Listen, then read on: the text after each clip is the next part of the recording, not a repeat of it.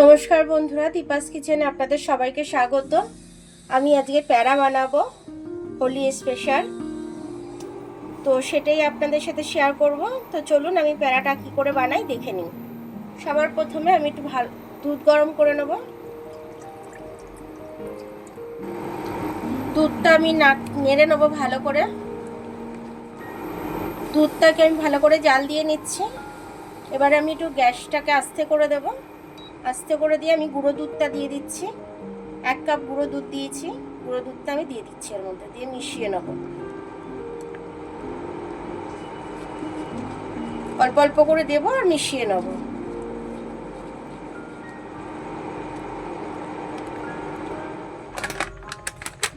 আর একটু গুঁড়ো দুধ দিয়ে দিচ্ছি আমি। গুঁড়ো দুধটা মনে হচ্ছে একটু লাগবে, মানে আমি 1.5 কাপের মতো গুঁড়ো দুধটা দিয়ে দিলাম। এবার এটা আমি ভালো করে মিশিয়ে নেব, তারপর আমি এটাকে জেলে দেবো গ্যাসটাকে। এখানে আমি কিছুটা চিনি দিয়ে দেবো। চিনি দিয়ে আমি ক্যারামেলটা করে নেব।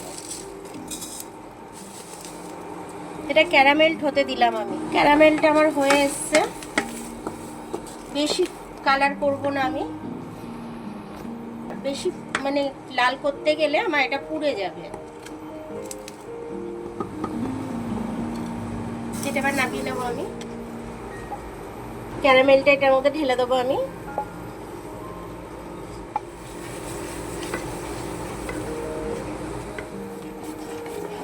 আমার প্যারা সন্দেশের কালারটা আনতে হলে আমাকে ক্যারামেলটা করতে হতো, ওই জন্য চিনি দিয়ে ক্যারামেলটা করে নিলাম আমি। এবার আমি একটু মিষ্টি দিয়ে দেবো এর মধ্যে। যে যেরকম মিষ্টি খাবেন সেই আন্দাজে আপনারা চিনিটা দিয়ে নেবেন।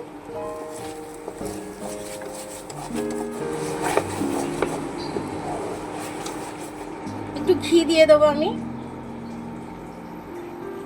1 চামচ মতো ঘি দিয়ে দিচ্ছি আমি, গ্লেজি ভাবটা আসার জন্য।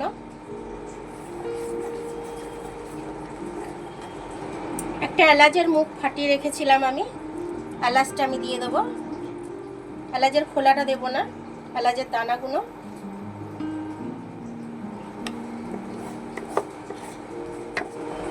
এটা আমার হয়ে গেছে।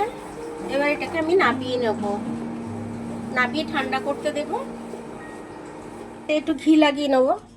ঘিটা লাগিয়ে নিয়ে আমি প্যারাগুলো বানিয়ে নেব। হাতে ঘি লাগিয়ে নিলাম। আর প্যারার ডোটা একটু করে নিয়ে নেবো আমি।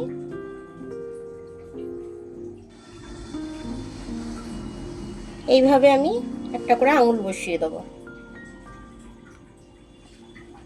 তাহলেই আমার প্যারাগুলো হয়ে যাবে। এইভাবেই আমি প্রত্যেকটা করে নেব। বন্ধুরা দেখুন, আমার হোলি স্পেশাল প্যারা সন্দেশটা আমার হয়ে গেল খুব সুন্দরভাবে। তো আপনারাও এইভাবে করে খাবেন, হোলি স্পেশালে বানাবেন, বাচ্চারা খাবে, খুব খুশি হবে। তো আমি এইভাবে বানিয়ে নিয়েছি, খুব কম সময়ের মধ্যে হয়ে গেছে। 15-20 মিনিটের মধ্যে হয়ে যায়, বেশিক্ষণ সময় লাগে না। আর পুরো প্রসেসটাই আপনাদের সাথে শেয়ার করেছি।